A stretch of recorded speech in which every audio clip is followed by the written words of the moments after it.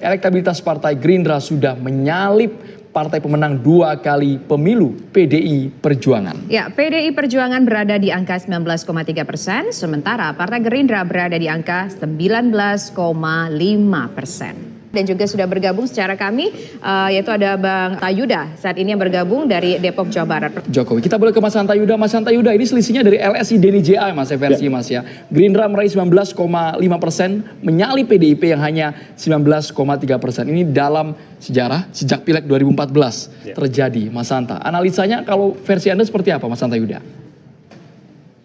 Ya, Andrew, sebenarnya di data survei Poltering Indonesia relatif ada kemiripan dengan di lingkaran survei Indonesia, yaitu terkait tren ya. Tren elektabilitas Partai Gerindra itu di survei kita sejak awal, bahkan sejak awal 2023 ini, itu sudah kelihatan trennya naik. Di saat yang sama, pertengahan 2023 tren PD Perjuangan turun. Nah, penyebabnya, saya ingin menjawab pertanyaan Andrew tadi, apa yang paling pertanyaan pentingnya menyebabkan faktor-faktor yang menyebabkan tren elektabilitas Gerindra naik, cenderung naik. Satu, kalau dianalisa adalah ini menguatnya persepsi terhadap preferensi Jokowi. Jadi sebelumnya kita lihat Jokowi kan masih di dalam persepsi publik mendukung antara Ganjar dan Prabowo. Nah, karena itu ketika Prabowo mengambil Gibran sebagai cawapres, itu telunjuk tanda petik Jokowi, Pak Jokowi itu semakin jelas dukungannya, preferensi politiknya ke pasangan ini. Sehingga saya kira ini memperkuat pesan ke publik bahwa Pak Jokowi berada di belakangnya. Dan kita tahu Pak Jokowi dalam konteks politik elektoral hari ini kan kuat pengaruhnya, bisa dikatakan tanda petik ya raksasa politik elektoral, karena semua beradu dikesankan paling Jokowi antara Ganjar dan Prabowo. Belakang Ganjar merevisi strateginya, begitu juga dengan partai-partai beberapa kita lihat terutama pendukung Prabowo Gibran.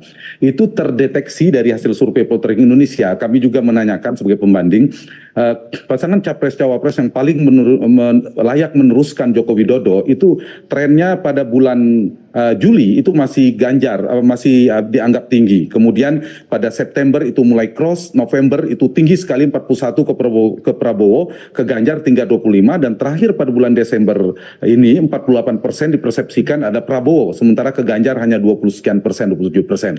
Begitu juga pertanyaan tentang siapa yang paling layak melanjutkan program Jokowi. Itu juga Pak Prabowo yang menguat di 49%, ke Ganjar tinggal 26%. Artinya, poin yang ingin saya sampaikan, faktor tidak langsung Jokowi ini yang memberikan kontribusi kepada kenaikannya pada Prabowo, kemudian Prabowo berimbas kepada Gerindra. Yang kedua, ada potensi cukup besar migrasi pemilih. Tadi sudah disampaikan oleh Mas Anggoro beberapa hal.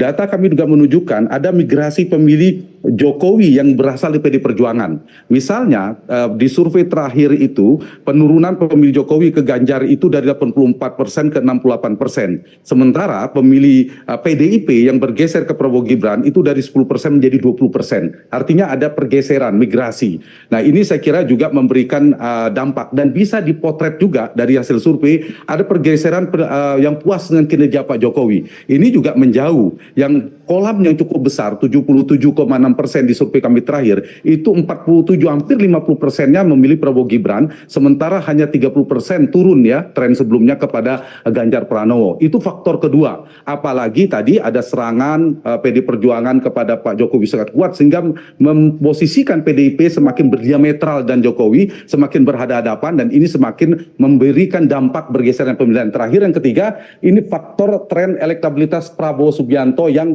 Pak Prabowo yang naik. Nah, sehingga kenapa Prabowo tadi punya efek Jokowi, kemudian wakilnya Mas Ganjar semakin kuat, elektabilitas Pak Prabowo semakin tinggi, memberikan dampak secara langsung kepada partai karena bekerjanya kotel efek ekor jas semakin kuat. Yang paling besar mendapatkan insentif elektoral, dampak kenaikan Prabowo adalah Partai Gerindra. Kenapa? Karena satu, Partai Gerindra adalah yang didirikan oleh Pak Prabowo dan terasosiasi kuat dengan Pak Prabowo itu di semua partai koalisi Indonesia Maju itu adalah Gerindra. Itu satu. Yang kedua, di saat yang sama, wakil presiden cawapresnya ini tanpa warna.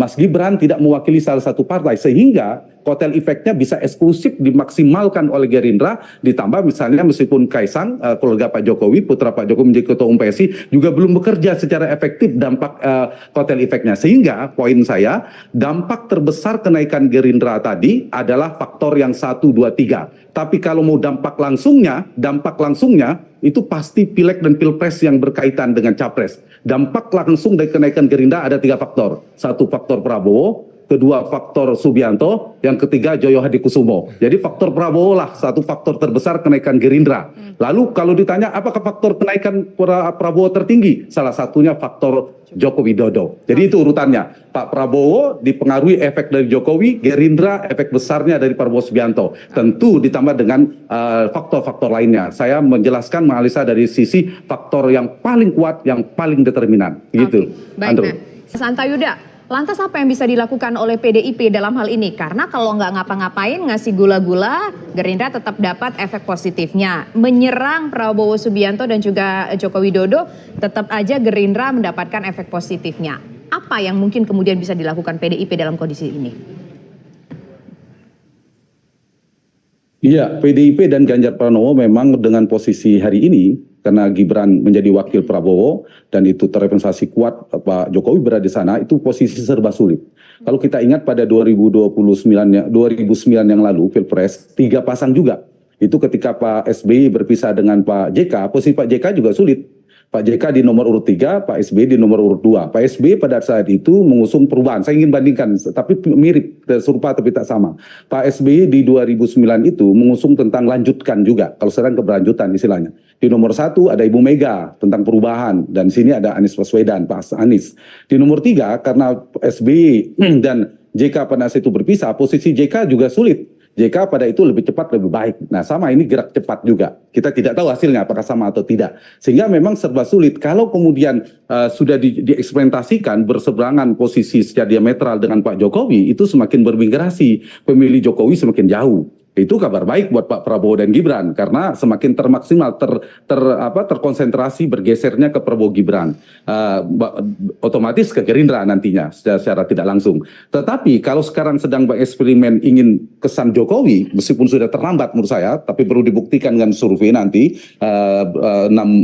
sekitar 2 minggu atau 1 bulan ke depan seperti apa. Tapi paling tidak saya kira sulit melampaui kejokowiannya Prabowo Gibran karena di sana sudah ada Mas Gibran, dia tentu lebih Jokowi. Nah ini saya katakan serba sulit. Tetapi untuk eksperimen kedua itu belum bisa dibuktikan karena belum ada data surveinya. Tapi untuk yang pertama itu sudah terbukti justru menggerus mereka yang diuntungkan ada Anies Baswedan. Nah naik turunnya Gerindra dan PD Perjuangan, Prabowo dan Ganjar itu dan lain sebagainya itu bergantung pada 2-3 faktor. Kita perhatikan cermati satu approval rating tingkat kepuasan Pak Jokowi. Kalau tingkat kepuasan Pak Jokowi naik, ini berbanding lurus dengan Prabowo Gibran, berbanding terbalik dengan Anies Baswedan. Tapi agak sulit dengan Ganjar ini belum ada polanya. Itu perhatikan. Kalau naik trennya akan semakin tinggi dugaan saya kepada Prabowo dan ada potensi bahkan sampai hanya 1 putaran. Yang kedua, elektabilitas Prabowo yang harus kita baca.